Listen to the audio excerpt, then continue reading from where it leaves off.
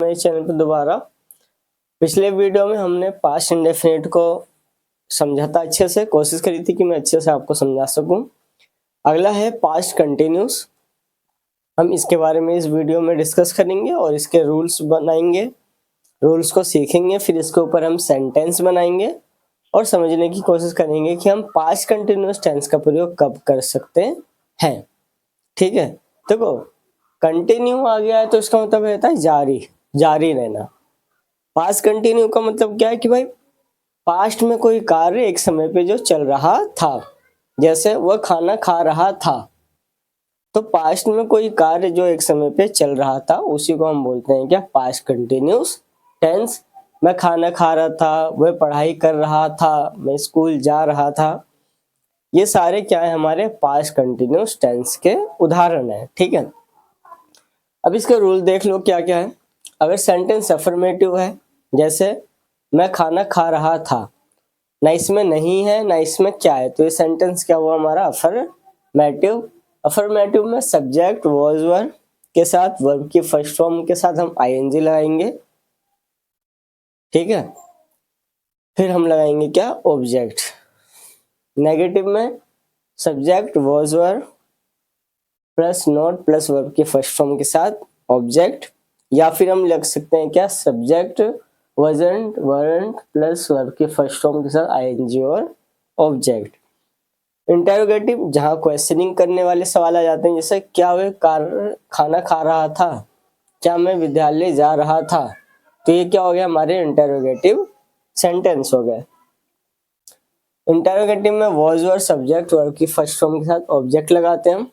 Interrogative negative जब sentence interrogative भी हो और नेगेटिव भी हो, जैसे क्या वह स्कूल नहीं जा रहा था।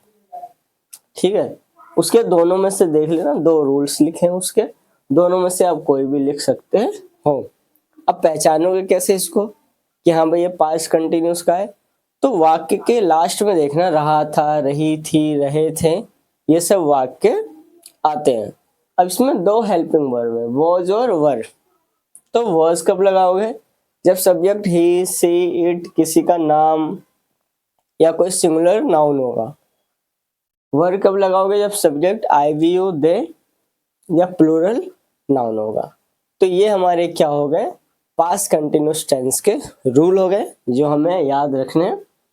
याद रहेंगे तभी हम सेंटेंस को बना पाएंगे। ठीक है, रूल हो गए। अब इसके बाद क्या होगा, इसके ऊपर कुछ हम एग्जाम्पल करेंगे, कुछ सेंटेंस लिखूंगा, उसे हम साथ में बनाने की कोशिश करेंगे। आई होप फिर इसके बाद पास्ट टेंस में कोई दिक्कत ना हो। ठीक है, चलिए क्वेश्चन की तरफ, सेंटेंस की तरफ चलते हैं और इसको बनाते हैं। ठीक है, देखिए ये हमारे पास्ट कंटिन्यूस के कुछ एग्जाम्पल हैं जो मैंने ब्लैक बोर्ड पे लिखे हैं।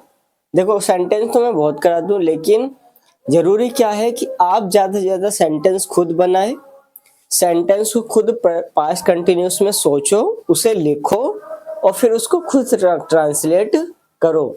जितना ज्यादा से ज्यादा आप सेंटेंस खुद बना के ट्रांसलेट करेंगे, उतना ज्यादा से ज्यादा आपका पास्ट कंटिन्यूस टेंस का होगा, क्लियर होगा। ठीक है, तो सिर्फ रूल नहीं रटना है कि हमने पास्ट कंटिन्यूस टेंस के सारे रूल रट लिए, पहचान रट ली, नहीं। बनाओ, सोचो, जितना ज्यादा दिमाग को जितना ज्यादा मजबूर करोगे सोचने को, उतना ज्यादा वो चीज का आदी होगा। फिर हमें तुरंत ही इंस्टेंटली याद आ जाया करेगा कि अरे ये सेंटेंस तो पास्ट कंटिन्यूस का है। ठीक है, बनाते हैं सेंटेंस। देखो पहले क्या, वो भोजन पका रही थी। ठीक है, तो अफर्मेटिव का रूल है, वह हमारा क्या है, लड़की के लिए यूज हो रही है। सी के साथ क्या लगता है, वॉज। पका रही थी, कुकिंग, कुकिंग।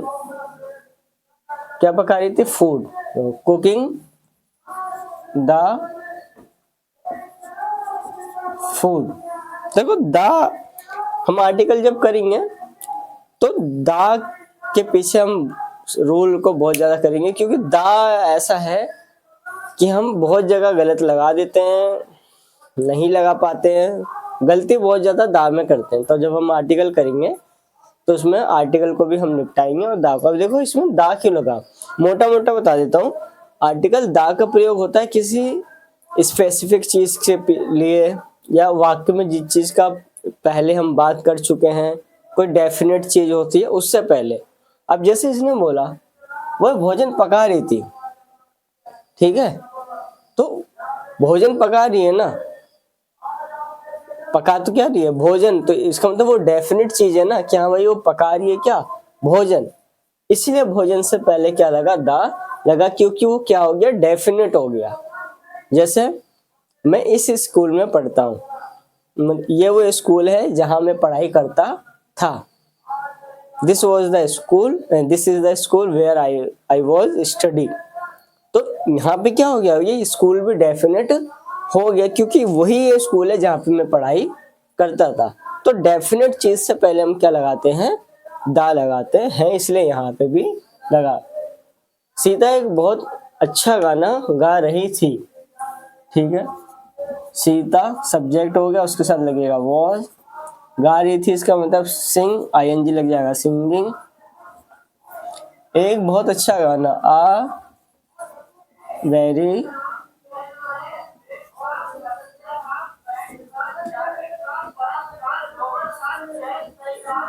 Beautiful song. भाई नॉइस के लिए तो सॉरी। देखो गली में घर है तो कहीं पे भाषण शुरू हो जाता है, कहीं पे कबाड़े वाले आ जाते हैं, तो थोड़ा नॉइज कैंसिलेशन तो है नहीं, तो एडजस्ट कर लेना, ठीक है। वह बर्तन को साफ कर रही थी, सी सब्जेक्ट, वॉज साफ करना मतलब क्लीनिंग, क्या साफ करी थी, बर्तन को, तो बर्तन भी डेफिनेट हो गया, तो she was cleaning the utensils. मेरे पापा पत्र लिख रहे थे, देखो माई फादर सिंगुलर नाउन है, माई फादर, इसके साथ क्या लगेगा, वॉज, लिख रहे थे क्या, राइट, आईएनजी लग जाएगा, तो राइटिंग, क्या लिख रहे थे, पत्र, राइटिंग अ लेटर। हम स्टेडियम में दौड़ रहे थे, ठीक है, सब्जेक्ट हमें, हम के लिए लगता है वी के साथ लगेगा वर्ब, वर्ब क्या है, दौड़ रहे थे, तो रन, आईएनजी लग गया रनिंग। कहाँ पे दौड़ रहे थे, इन द स्टेडियम। वह भोजन नहीं पका रही थी, नेगेटिव आ गया, इसमें क्या आएगा, सी wasn't, was not भी लगा सकते हो, wasn't भी लगा सकते हो, कुकिंग द फूड। सीता गाना नहीं गा रही थी, ठीक है जी, सीता wasn't गा रही थी, सिंगिंग अ सॉन्ग।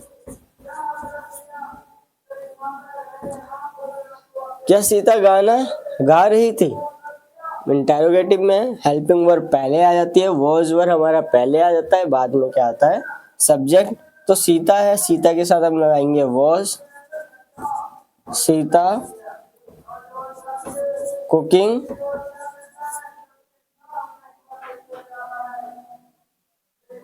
क्या सीता गाना गा रही थी, सॉरी, वो सीता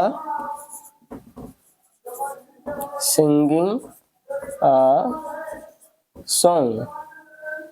क्या मेरे पापा पत्र लिख रहे थे, इंटेरोगेटिव है, तो वॉज माई फादर, या क्या लिख रहे थे मतलब writing a letter, question mark. क्या वह भोजन पका रही थी, ठीक है जी, तो सी, सॉरी इंटेरोगेटिव है हमारा, तो वॉज पहले आएगा, वॉज सी, वर्ब क्या है, कुकिंग, कुक होता है, आईएनजी लग जाएगा, तो cooking, was she cooking the food. तो ये हमारे रहे पास्ट कंटिन्यूस के कुछ एग्जाम्पल जो मैंने कोशिश करे समझाने की, ताकि आपको पास्ट कंटिन्यूस क्या आ जाए, रूल के साथ समझ में आ जाए। करना आपको क्या है, इसके बाद खुद से प्रैक्टिस करो। देखो अगर आप पहली बार आए हो और आप ये देख रहे हो कि भाई अभी चैनल तो इसका नया है, क्या ही पढ़ाएगा, देखो चैनल के सब्सक्राइबर पर मत जाओ।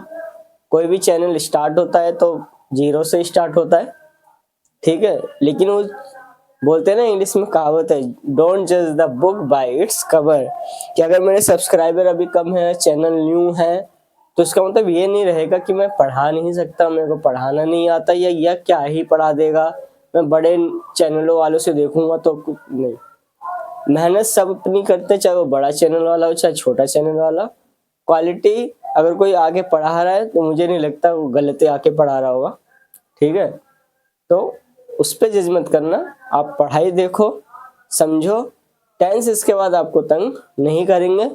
अभी अगर पढ़ना चाहो तो टेंस और ज्यादा गहराई में पढ़ सकते हो, रूल्स के साथ क्या क्या। लेकिन कंपटीशन लेवल के लिए जब जाओगे तो और गहराई में टेंस को पढ़ा जाता है। लेकिन फिलहाल हमें ग्रामर के तौर पे लेके चले ताकि हमारा टेंस क्लियर हो जाए, स्पीकिंग में काम आ पाए, उस हिसाब से मैं यहाँ लेके कर रहा हूँ। जैसे जैसे बेसिक क्लियर होगा हम टेंस को और एडवांस पे जाके करेंगे आगे जाके, ठीक है। तो आप पढ़ते रहिए। अगर चैनल को सब्सक्राइब कर रखा है तो आप आइए और पढ़िए, दिक्कत आपको कोई सी इसमें होने वाली नहीं है। हो रही है तो कमेंट में बता दो, खुला है कि क्या दिक्कत हो रही है, उस पर काम करके और दोबारा अच्छे से चीजें समझा दूंगा, ठीक है। तो बनाते रहो सेंटेंस और अपना इंग्लिश सीखते रहो। फिर अगली वीडियो पे हम पास्ट की मिलते हैं, ठीक है। चलो बाय।